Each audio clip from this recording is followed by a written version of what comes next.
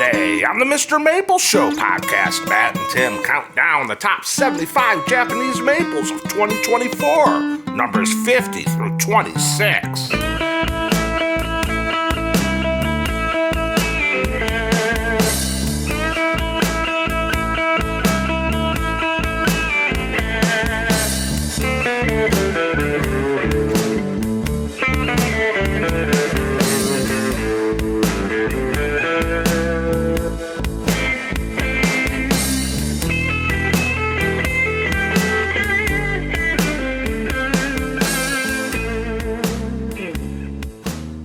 Konnichiwa, y'all, and welcome to the MrMaple Show, where we talk about Japanese maples all the time. If you like Japanese maples, make sure to like this. But if you love Japanese maples, make sure to share it with your gardening friends. We got a lot of content to get through, guys. We're talking about the top 75 sales plants of Japanese maples for MrMaple in 2024. These are the People's Choice Awards. These are the trees you guys bought the most of. You put your money where your mouth was. You said, these are the ones I'm buying. These are the absolute winners here at MrMaple this year from the People's Choice Awards. And so, y'all, we did the top 25, the 75 through number 51 last week. Go check that out if you haven't yet. Today, we'll be covering number 50 through 26 on the Consumer's Choice in 2024 on MrMaple.com. Coming at number 50, we've got Acer palmatum Koto-no-ito. Koto-no-ito, always a classic, great plant.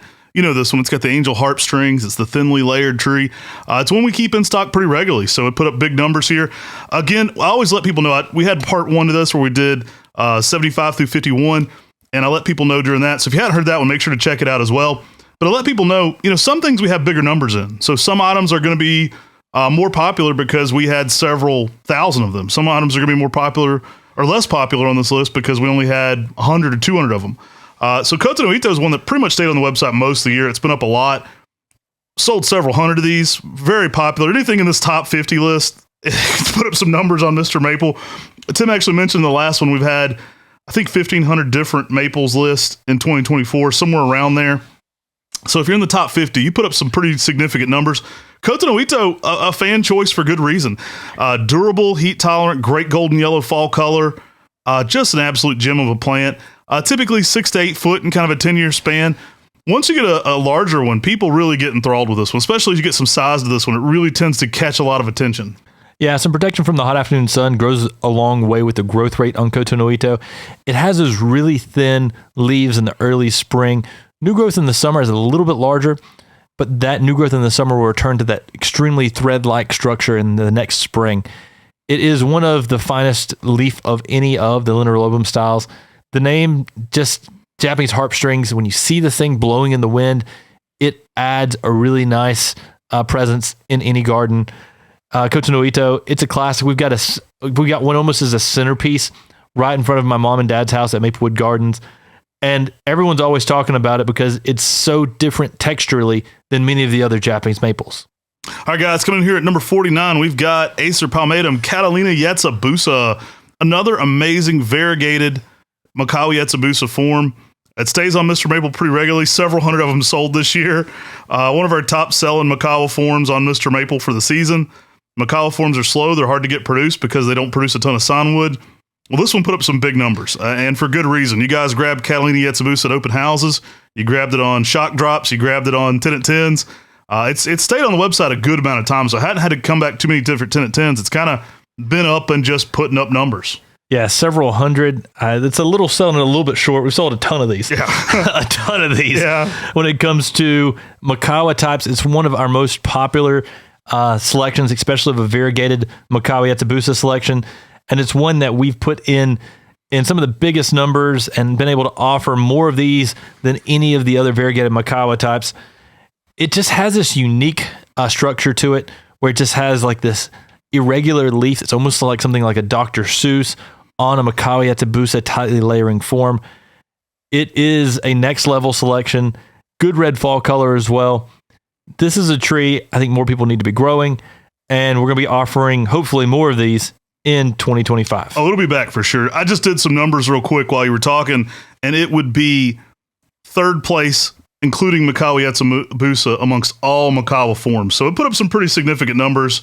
I mean, we sold more of this than Mayday, Japanese Princess, Red Panda, Mystic Makawa. It put up some pretty decent numbers. I was actually shocked. There is one Makawa form besides Makawa ahead of this, so you'll have to stay tuned to see which Makawa yatsubusa form beat Catalina yatsubusa. If I was guessing off the top of my head, I would have said Catalina was second after Makawa. So interesting. I haven't looked ahead. Interesting tease there.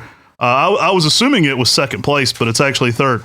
Coming in here at number 48, we've got Hime Shojo. Nice. Hime Shojo is a compact red selection. Holds its color really well in deep shade and stays really small and dense and compact. They say if you say it with confidence, then you're correct, right? We always joke about that. Like, if you don't know what you're saying, say it with confidence. I will judge you if you call it Hime Shojo. I just think that sounds so awful. It doesn't sound like anything Japanese. Hime Shojo is just not a good term for that one. Hime Shojo, dark red, compact, dense, one of the best of the Koto-no-ito, one of the best of the Koto-Hime forms of that more dwarf, compact, dense, absolutely beautiful structure to it.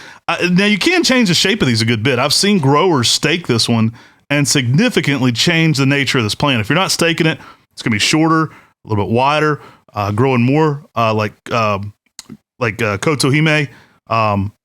If you put this one on a stake, you can actually kind of fire glow it pretty quick. Like, I've been surprised at how different the shape can be when staked. And that can happen with a lot of Japanese maples, but it does tend to be shapeable with a central leader differently if you grow it that way. And it's typically more of this low ball shape if you grow it out just naturally. It's a great container plant. Great tree to try to turn into a bonsai. It has a lot of interior growth where it just gets thicker and denser with age. And to me, it's a next level red dwarf because it holds its color so well. It's just that deep burgundy color out there in the garden, and it's just always going to be extremely beautiful. From one red dwarf to another, what do we got at number 47, Tim? We got Acer palmatum Shaina. This is a selection by our good friend. It was named after our good friend's daughter, Billy Schwartz. It was found by Dick Wolf at the University of Villanova's campus, right there in front of the Department of Public Safety's building. There's this red upright Japanese maple, and there's a witch's broom about 8.5 feet up. I know it's about 8.5 feet because Matt would have to jump to try to take cuttings off of it. Actually, I have an 8.5 foot reach, so it's probably right at about 9. Because I had to get a little bit of hop. It wasn't trying to dunk a basketball, but I couldn't reach up and touch this thing. Well, it was right up there, and I'm telling you, it is just this dense, compact witch's broom, which is a mutation that happens on a Japanese maple. We've got a whole videos on what is a witch's broom, a couple different ones where we take you to a witch's broom and show you what they look like. You didn't know you needed a good vertical to get Japanese maple signwood, did you? Like, no. Your vertical. I used to be a high jumper, believe it or not. I used to get jump, but not anymore. But I used to have a pretty good jump. We were running and leaping into the air with trimmers in our hands, cutting signwood out of the original broom. Of course, we asked permission, but still people were like, what the heck are these nuts doing out here in a rainstorm? It's thundering in front of the Department of Public Safety on a campus. They're like, are you a student? Why are you here? What are you doing, nutcase? Like, yeah. And then the other half were like, I love this tree. I've always wondered what that was. Yeah. So it's this cool witch's broom that was found years ago by Dick Wolf, named after Billy Schwartz's daughter. Shaina is Hebrew for beautiful. And it's just dense, compact, makes a great container plant. It's traveled all around the world. I mean, this thing is produced in Japan. It's produced in Europe. And it's one of the most common red witch's brooms you find anywhere on Earth. Yeah, when we're recruiting new people for Mr.Maple now, we're gonna have to like talk about vertical leaps. It's gonna be like combine. Like, what's your 40? Can you get to it first? And I need to know, can you what's your standing vertical? You got a 38-inch vertical, you're hired, dude. That's pretty good. Or you can just balance well on a ladder. One of the two. Believe it or not, this fat boy used to high jump 6'5". That's a true story. It's a true story. And when you high jump, that means you put your feet over and your body over that amount, which is crazy. Yeah, I saw Matt do it before. Lost to Chris Wilcox, NBA player for many years. I thought I was doing really good, so I come and high jump 6'5", and I had one friend that high jumped with me, little tangent, but he normally beat me at about an inch or two higher than I did. Now, he was out that day. I was like, man, I'm winning this 18-person high jump contest in high school. And NBA player, not at the time, but future NBA player Chris Wilcox shows up. Dude high jump like 6'10". I was so out. Like he waited for my best jump to start and just dogged it. Anyway, coming in here at number 46, we've got Acer palmatum Alarian, the variegated maple. Alarian is a selection that was introduced in the nursery trade by Talon Buckholtz. It was actually found by Alarian, who was a worker at Buckholtz Nursery. And Talon had a lot of great things to say about him. He said he was a real hard worker. He has these Rising Stars seedlings, and he told all of his employees to go find something interesting in those Rising Star seedlings and bring them to him. Alarian, this tree caught Alarian's eye. He took it to Talon. Talon liked him so much that he actually named it after Alarian. You know he was a good worker if Talon liked him. Because Talon does not like anybody that's not a good worker. If you're not putting in the time, he's like, I don't like that guy. So he might not anyway, but Talon is a tough guy. He runs a tight ship, and it says a lot about his character because he certainly had nothing but high praises to say about his work ethic and the things he got done. Amazing plant, one of the most white forms of Arian no Nishiki style variegation. Absolutely love it. It really shows out. I think it's going to be one you definitely want to give some late day shade to. But man, showstopper. We put up several hundred of these. I mean, this is up there in some pretty high numbers for us on the year. One that we did bring back pretty consistently. It had sold out at different times, but it put up some pretty decent numbers. And if you over fertilize this, you will get more green in the Alarian. But don't worry, we've got a whole video on how to increase your variegation on Arian no Nishiki style variegation types, how to prune to increase variegation. Go check out that video and you can get some ideas on how to really bring back the best variegation on Alarian. And it can be some of the widest of any Japanese maple I've ever seen. All right, guys, coming in here at number 45, we've got the Manyo no sato. Go check out that breakdown Tim did in fall color at Buckholtz Nursery on MrMaple Show. There's a great video showing you kind of the size and shape of a mature Manyo no sato. I like that as this one ages, it tends to round out a little bit on the canopy, so you get a little bit wider of a plant. Not a huge plant, typically 6 to 8 foot tall, but it's not uncommon as you get one of these that's 20 years old for the tree to be almost equally as wide, kind of rounds out a little bit, almost looks more broom-like sometimes. And this tree is extremely popular in the spring to take photos of whenever it goes from the burgundy with green variegation. Right after that, it's a green on green variegation. Every leaf looks different with its unique style. It has this margin variegation that's irregular on every single leaf. And because of that, this tree is a delight to take photos of. Every single leaf looks completely different. And that means that if you're out there taking photos, it's just something you can always look around and see what you can capture to have the thing that really makes you love Manyo no sato. All right, guys, coming here at number 44, we've got a Japonicum. We've got Acer Japonicum, Kujaku, the Dancing Peacock, also combined with Aconitafolium. So these are the same plant, completely the same tree. And fern leaf. Yeah, you'll see it as fern leaf some places. Oh, I hate that. Oh, I hate that name. That's like, if you call it fern leaf, like I might judge you. I'm sorry. I try not to be judgmental in my day-to-day. But if you're like, I got a fern leaf, I'm like... I think it's all because of that one time we were at a Master Gardener conference and one of the guys in charge of the whole thing came up and said, "You've got some pretty ferns." I don't know. It's got such a poetic name. Kujaku, the Dancing Peacock. I'll give you Dancing Peacock. You didn't remember the Japanese, that's fine. But I do prefer Kujaku to Aconitafolium. I do think it was originally the form from Japan. So Kujaku is what we go with. Number 44, so pretty high up here for an Acer Japonicum, guys. Great fall color. I mean, you've heard us talk about this one a lot. Consistent oranges, reds, and yellows. I've had it be really brilliant orange early, more red and yellow late. Just continues to shock and awe. Leaf looks like a peacock tail, especially in fall color. If it looks like the fans, you can kind of open it up and look at the leaf that way and really see kind of a poetic meaning with the name there, especially when it's in like all kinds of fall color at once. Green in the spring, red tassel flowers. Maybe it's because we have larger ones, but I always really notice the flowers on my Kujaku. They always really show out in the spring, and they always catch my eye. And the fall color typically changes with the length of the day shrinking in the fall. So it's a very consistent fall color. It doesn't change fall color typically based on the weather. It's more based on the length of the day. And that just gives you just some amazing fall color that's very consistent each and every year, even in warmer climates. Y'all, it is one of the favorites for a reason. And oddly enough, I think if we had more of them, I think we'd be much higher up on the list. All right, y'all, coming in here at number 43, we've got Acer Palmatum Kiyohime. Very popular for bonsai, very popular for container garden. This is a toadstool-shaped maple. Makes a nice little compact one. Mario can jump over it and get a mushroom, get bigger. Really cool plant, though. We just filmed recently at Maple Walk, and there's a beautiful one in his garden. Sometimes listed as Kiyohime yatsubusa. I can't tell you from my experience, Kiyohime yatsubusa and Kiyohime are the same plant. Nice little tabletop of color, guys. This one typically 3 to 4 feet tall. It can easily get 6 to 7 foot wide in 10 years.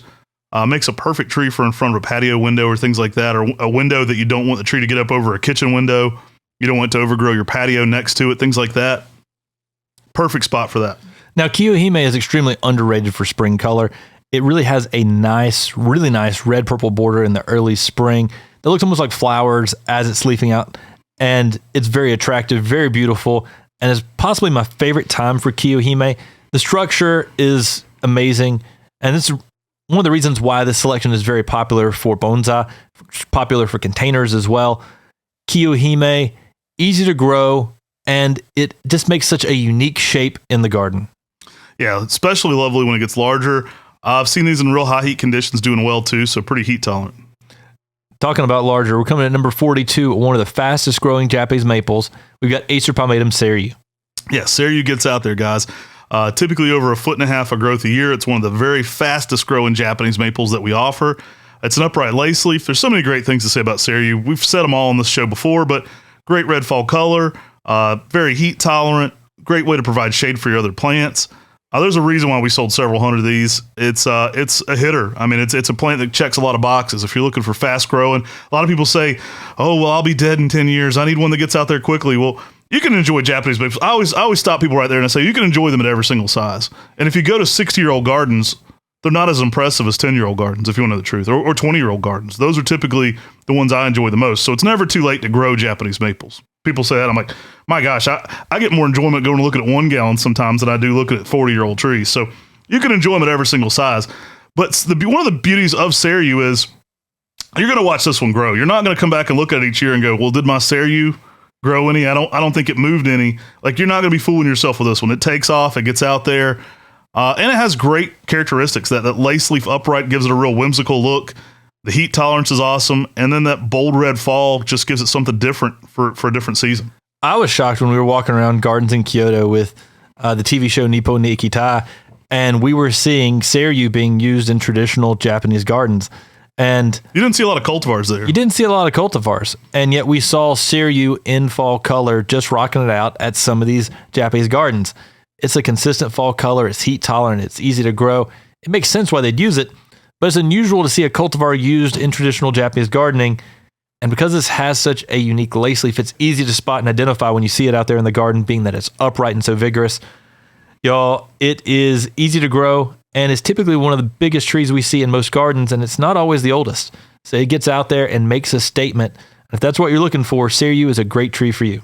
All right, from an upright lace leaf to a cascading palmatum leaf, we've got yellow Cascade coming in here at number 41. This is a golden yellow introduction by the Floral Wonder Collection. So this one's coming to you from Talon Buchholz.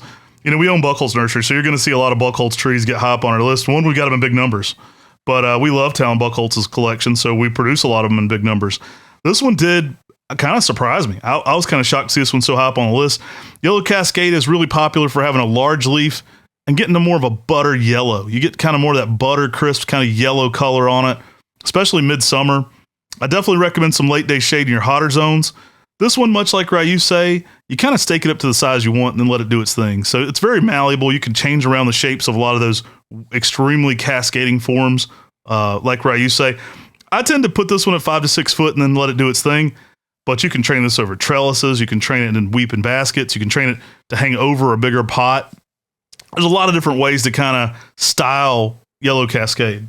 And make sure you give it some protection from the hot afternoon sun in some of the hottest climates. But the more sun you can give it, the brighter yellow you're going to be able to get on this weeping selection. It is that butter yellow that contrasts so well with everything out there in the landscape. And it's an easy tree to use. And the more you use these yellow colors in the garden, the brighter and more lively your whole garden will just give that appeal to other people. All right, speaking of yellow, might need to do a yellow dance. What do you got here, number 40, Tim? We got Acer Shirasawanum Arian, the Golden Full Moon Japanese Maple. This is a classic selection we do believe to be the same as the Japanese selection Kin Kakuri. And I think Arian was the name that it was given after Seabold brought it over, threw it off the ship at Esfeld Nursery. Yeah, it literally sits there where he threw it. So he said, It's right there by, like, you know, if you go to Holland, like everything's on the water anyway. But if you go to the historic Esfeld Nursery, this one's right by like the sea line. Like you can see where a boat would have come up to it. Like you're at the edge of the nursery. And legend has it, according to Core, it's literally planted where it landed when they threw it. And that's just crazy awesome. Now, a lot of those trees that came over from Japan got Latin names when they went to Europe. And some of them had original Japanese names beforehand. And I do think King Kakuri is the original name, but it's so much out there in the United States and Europe and everything under that name, Arium, that it's just known as that. Well, it's interesting because it's also, you can't confirm that it didn't get back to Japan and then become King Curry either. So you always have to be careful. It certainly is published more in English under Arium, but I can't say for a fact that the tree wasn't very popular and it hasn't made its way back to Japan. So I'd have to confirm with somebody to know which was actually first. I go with Arium because it's still the first published that I know of. If I find that it was actually found way older in Japan and produced in Japan, it could be that original seedling just came through Esfeld then got back that way. So it's always hard to know. And the common name for this is the golden full moon Japanese maple. Well, I do know that kin can translate as golden. So, you know, that may just even be a translation of the common name that it was given in the United States and in Europe. So it's always something to be wary of. But this is a beautiful Japanese maple with that beautiful full moon leaf and that yellow color. I do recommend protection from the hot afternoon sun. I always say put this tree in a container, find its happy and sweet spot in the garden, and that's where you want to plant it. And make sure it's got good drainage, protection from the hot afternoon sun. High canopy shade works well as well. But this tree can really brighten up those darker spaces in the garden. All right, from one that needs a little more shade to one that can definitely go in more sun, here at number 39, we got Emerald Lace all up in your face. It's a great lace leaf that's going to be exceptionally heat tolerant. We've had a lot of people sing this one's praises in Alabama and the deep South. It's fast growing. It's a Delox introduction. Reminds me a lot of Seiryu. In fact, I think both might be Acer palmatum subspecies palmatum for the seed size, kind of a theory we have going here. But it also has that vigor to it. It has the smaller seeds, and it has the same great fall color as Seiryu. So it's kind of like the weeping version of Seiryu, if you will. Like Seiryu's upright, and they're distinctly different shapes, but there's got to be some commonality because they have the same kind of leaf color, the same kind of leaf structure, and the same great fall color. Yeah, I agree 100%. It's so heat tolerant. You know, the only thing that really compete on it with a lace leaf that is heat tolerance is Seiryu, and like you said, I think they share some sort of genetics. It has that weeping cascading shape though that is different than other lace leaves, and it has that same leaf of Seiryu's, and the fall color very reminiscent of Seiryu as well. Phenomenal fall color. This makes it one of the very best Japanese maples for heat tolerance in those super hot climates like Florida. We're talking Texas. This is going to be one of the ones that thrives and does better than many of the other weeping selections. And it's a green with phenomenal red fall color. To me, it's an amazing tree. It's beautiful. And it gets out there pretty quick with some vigor for a weeping lace leaf. All right, coming in here at number 38. This one kind of shocked me. I could see it actually being higher on this list than this. We sell a ton of them. So at this stage, everything's a hitter because I told you there's over thousands of different cultivars sold a year. So to be in the top 40, it put up some pretty significant numbers, but it actually shocked me. I would have thought this would have maybe been a little higher. Acer palmatum Golden Falls. This is a yellow introduction by Talon Buchholz. This one is very reminiscent of like a weeping Katsura. So this one has a very similar leaf color in the spring to Katsura. I find that it holds that better and longer than Katsura, so it's not a one-to-one comparison, but it has that smaller shaped leaf, orangish border with a yellowish eye to it in the spring. Really showy, heavily pendulous. Again, a lot of the same things I talked about with Yellow Cascade. You want to stake this one up, but you can kind of play with the shapes. If you don't stake it, it's going to be more of a ground cover. And these are sister seedlings. The two original Yellow Cascade and Golden Falls sit side by side at Buchholz Nursery. We mentioned that Yellow Cascade earlier. My wife's like, just change the names after me and my sister. Can you name them Amy and Katie? I can't change the names, Amy. They've been out there a while. Those would be perfect Amy and Katie's. I'm like, no, we're not doing that. Yeah, Golden Falls is amazing. I think the only reason why this one is so far down on the list is because last year we put up such big numbers that many of our customers had already found this. And this is new customers that bought it last year because We put a Golden Falls in most people's garden the year before, in 2023. We've been offering it for a little while. I mean, it's still putting up really significant numbers considering the numbers that we're doing on it. Like, it's actually, pretty impressive. Yeah, and the thing about Golden Falls is it continues to sell out every time we list it, and we continue to dwindle down in numbers.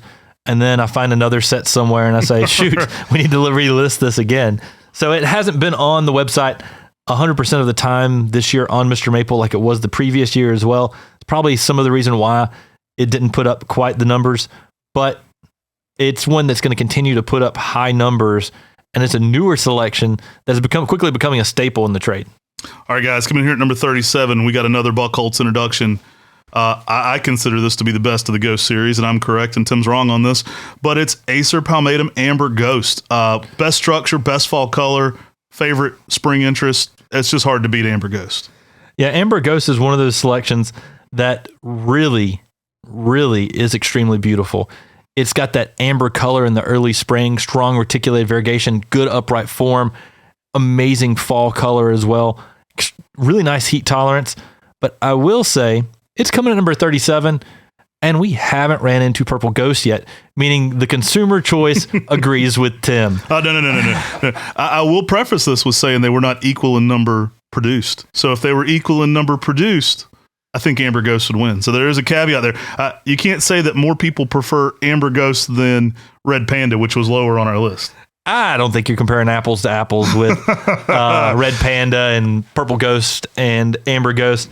Amber Ghost is an amazing tree, though. It's a beautiful. To me, I had it on my number 2 list for the Ghost series. And we did a whole podcast where we break down the Ghost series. If you hadn't saw that, go check it out. Matt and I compare our lists with Talon Buckholz lists. All right, let's scrap this whole list. We're going to start over. We're going to do it fastest to sell out per 100. Oh, that'd be a good one. That would be a real good one. All right, guys, coming in here at number 36, we got TRS, the Twombly's Red Sentinel. Twombly's Red Sentinel actually fell further down the list this year. Again, because we put so many Twombly's Red Sentinels out there.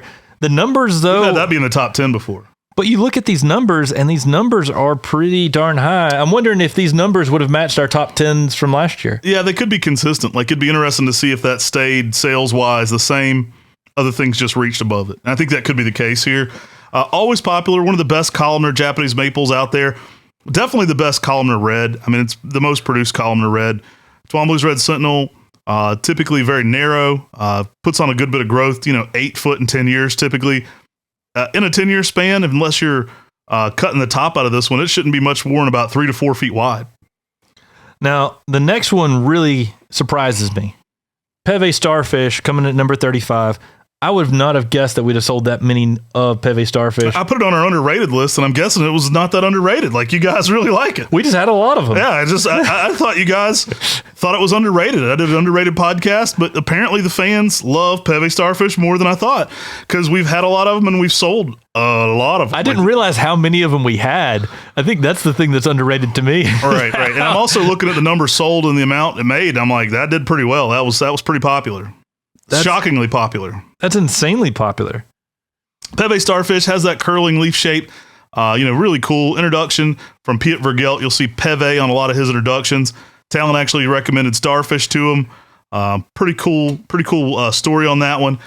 A dark maroon, and I also had it on my list for best fall colors. So this one is consistently a neon pink red, and I think definitely underrated for its fall interest. A lot of people go after this one for that starfish shape, but then they're going to be blown away when it hits that picked up pink red. I mean, it can rival Osakazuki some years in the fall. It's absolutely on fire some years with a distinctive leaf shape. The cup down leaf gives a good texture in the landscape. It gives it something a little bit extra that everyone's going to notice.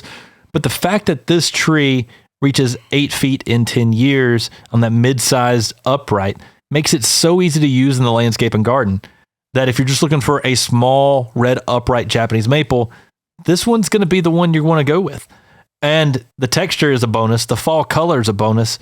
It's a win-win all the way around. And I'm really surprised that Peve Starfish beat Twombly's Red Sentinel this past year. I can't believe it beat Golden Falls. I mean, at this point, everything is an NBA All-Star. These things put up big numbers. Like, these guys were extreme hitters. We sold a lot of them. Like, there was a lot of them moved. So It doesn't surprise me, but also, I mean, some of the things that passed on this list this year were pretty interesting. All right, coming in here at number 34, we've got Acer Shirasawadam Sunny. This is a golden full moon style maple. It's a seedling from Jordan. I think it, sets itself a little bit apart from Jordan and that it has that really nice orange color in the early spring. So you can actually get some really crazy kind of sun-kissed kind of colors on this in the early spring. Some real interesting orange going on. Very vigorous as well, typically over a foot of growth a year. So this one kind of sets itself apart from some of the other Shirasawadams in its speed of growth. I mean, Jordan was a selection that came out from Ghirardelli Nursery in Italy, and people were like, this is a more vigorous golden full moon. I think Sunny may even beat Jordan. I mean, it more gets out there. It gets out there, and with that spring color where it gets the orange and then to the yellow, you get some dynamic color change in the landscape and garden. To me, it's one of my favorite newer selections out there because it's just amazing. I mean, you get these different color changes. It stands out from everything else that's been before it. All right, coming in here at number 33. I'm shocked to see this one this high on the list because I didn't know we offered this many of them. Coming in here at number 33, we've got a lace leaf, Acer palmatum dissectum filigree, sometimes also referred to as green filigree, same plant. And filigree is a reticulated lace leaf Japanese maple that has white flecking in the leaves. And really what that means is it's like a ghost type, but it's a lace leaf that's cascading. We've been growing it early on. It was one of my dad's first 25 selections. And we have a beautiful one right as you're walking to the front porch of my mom and dad's garden. And it gets some protection from the hot afternoon sun from a small dogwood tree that's there beside of it. And it's probably about 3 feet tall, maybe 5 to 6 foot wide, but it is every bit of 24 years old. I mean, it's planted about 2000. And it stays slow, it's extremely slow growing, but it gives you some of that unique reticulated variegation in that early spring. All right, guys, coming in here at number 32, we've got Acer palmatum Anne-Irene. Always popular, beautiful variegated sport found off summer gold. Shares a lot of those heat-tolerant qualities with summer gold, but has a ruffled, almost pink on white border to it in the early spring on that yellow. So next level for a plant. Interesting plant, 6 to 8 foot in 10 years.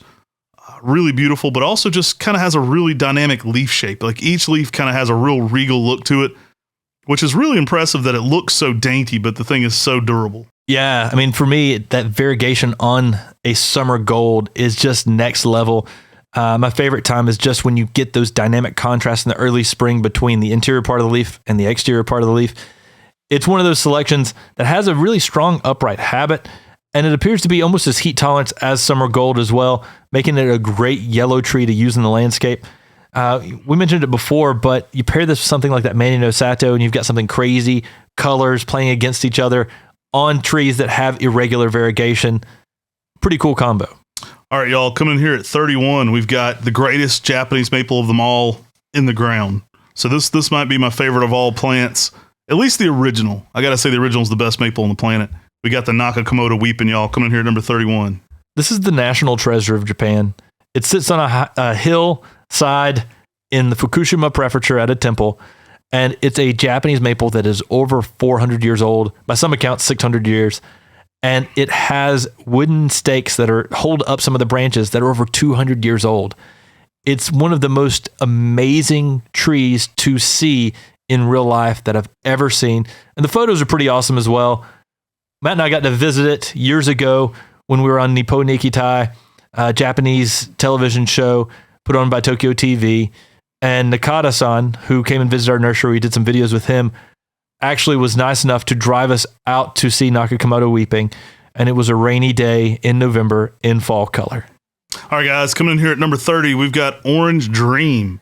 And it can be pretty orange if you give it some early spring sun, but I'd almost rather this be like pink and yellow Dream. You know what I mean? It's more pink and yellow.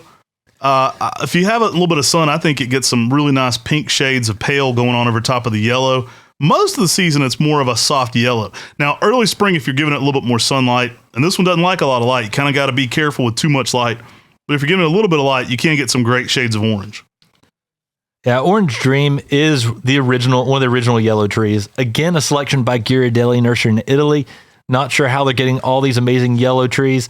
Probably just playing with the genetics of Arian and Orange Dream. But the leaf is a little bit different as well. It's very palmate with a little bit of ruffle to the leaf. Very showy. But if you give this tree some morning sun, you can really get some of those bleached out effects that really make this tree so popular. Make sure that you don't give it too much sun in hotter climates. Some protection from the hot afternoon sun is really ideal because it can get burned if you give it too much sun.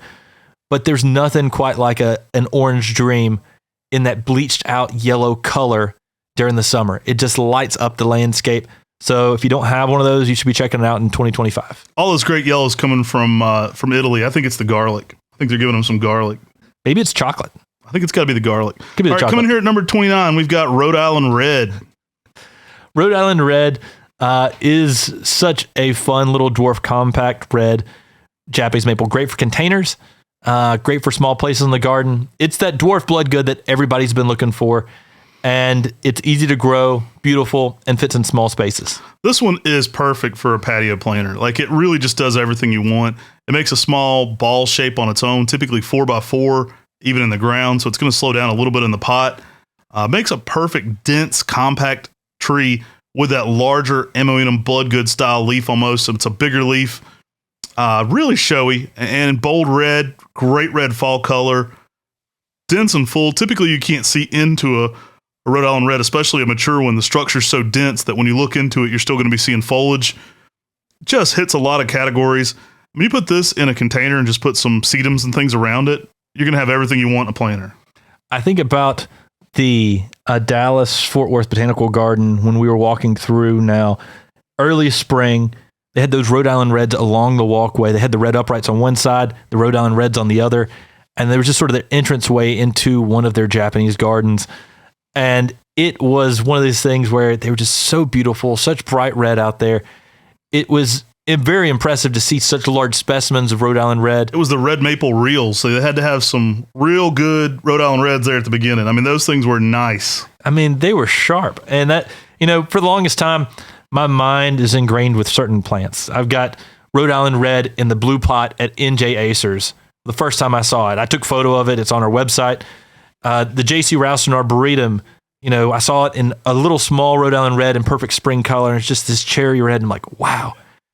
But now it's been replaced by the Dallas Fort Worth, the red maple reel. I mean, you see that tree, how it just spreads out, fits so nicely in there. It doesn't take up a lot of height, but in that cherry red color, it's hard to beat that. And if you hadn't checked out some of our walkthroughs on the MrMaple Show, you should go check them out. We go through and tour gardens all around the United States and sort of show you what these gardens are, so you might want to go visit them as well. But we really hit the red maple reel at the right time, right at the peak. And to me, that was probably one of the highlights of the Dallas trip. All right, guys, coming here at number 28, and it beat Sonny. I'm surprised that the father beat the son here. Jordan coming in at number 28. The Acer Shirasawa Golden Full Moon. Fast growing, beautiful. When my wife and I were dating, she just called it the neon tree. She said, how's my neon tree doing in mom and dad's yard? So every time we went by the parents' house, she just referred to it as the neon tree. It's now in our garden, actually, at our house. We dug it up and moved it. She loves this tree because it just kind of glows. And especially if you give it some early morning sun, it can really get this luminescent look to it. Now, you want to give Jordan some protection from the hot afternoon sun in most of your higher heat locations, but it is a showstopper, especially for that neon yellow. It might be the most neon yellow. And it really puts on a show with that yellow color out there in the garden. It was found by Ghirardelli Nursery in Italy as well, and it is a faster growing Arium. New growth in the early spring, though, can look almost more palmate-like. It looks almost more like a Acer palmatum, and the older growth, as it matures, it starts to round out and look more like Acer Shirasawa Arium, the golden full moon Japanese maple. Very interesting. It is a hybrid between Acer Shirasawa and palmatum, is what it's been claimed, and the sister seedling to it appears to be Summer Gold, is what we've heard as well. So Summer Gold listed as a palmatum, Jordan listed as Acer Shirasawa. They're actually probably Acer Shirasawa X palmatum or Acer palmatum X Shirasawa. All right, guys, coming in here at number 27, we've got Acer palmatum Kurenai jishi, the red line Japanese maple. Now, this is the fabled red line that was so popular.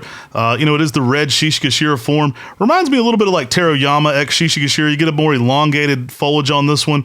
Really a showstopper. I do see its most similarities to Shishigashira in that fall color. I've had some great golden yellows with oranges and reds in them. So it kind of mimics Shishigashira in the fall, but it pairs so nicely with any of your Makawa forms or Shishigashira because that dark red coloration in that early spring, it's so interesting as a dwarf. It's one of those trees that just pairs well with a lot of the other greens and really brings about a different color. As a dwarf Japanese maple, it has a regal structure. It's got thick branching. It's got thick base to it, and it gets some really nice twisting foliage to it. And so it makes a statement in the garden, even being a small tree. It doesn't look dainty. It looks very stoic out there. And it gives you some good color in the early spring. And like Matt was saying, the fall color is heavily underrated. She thick. All right, coming in here at number 26, but before we do our last one for the day, don't forget to like and subscribe, guys. If you're on podcast platforms, find us on your favorite podcast platform. Give us a 5-star review there. That helps other people find out about Japanese maples and gardening. Coming in here at 26, our last tree for the day, we've got Acer palmatum butterfly. I can't believe you said Kurenai jishi, she thick. A butterfly coming in at number 26. This is a classic Japanese maple selection. Upright, green, variegated with white margins. It is a really beautiful selection, and it's a classic one as well. Wonderful colors on this. Kind of a cream on mint color is how I like to describe this. Kind of a white on kind of a mint green in the early spring. Now, early spring, you'll get a little bit more pink in it, but it does fade to more of a pink on white pretty quickly. Love this tree. If you're giving it heavy shade, you can get a lot of white going on in this. And then in fall, it's not uncommon to have bold red where the green is and then pink where the white is. A nice smaller tree, 6 to 8 foot, super showy in its coloration. Typically, a little more late day shade will give you your best color on this one. I didn't think we'd offered enough of these to be this high up on the list. I'm really shocked to see it beating Golden Falls and Twombly's Red Sentinel and Kurenai jishi. I think I'm going to have to crunch some numbers, but I'm seeing them in front of me here. I'm really shocked to see this beat out some of the other trees on the list. And that other Makawa type didn't make it into today's list. It's on next week's list. The very first tree on next list. 25 through number 1 on next week's list. Y'all stay tuned to figure out what that tree is and what our next 25 are. 25 through number 1 on our top sellers for 2024 here at Mr. Maple. Hey, if you'd like to support the free content we give away on podcast platforms and on the Mr. Maple Show YouTube, we provide all this content free of charge. If you'd like to support that kind of thing and support gardening, you can always shop with us on MrMaple.com. Again, we give away more free content than probably any other Japanese maple nursery on the planet, and it's all for fun, guys. I hope you enjoy podcasts like this, and we appreciate your support. Take care. God bless. And have a great day.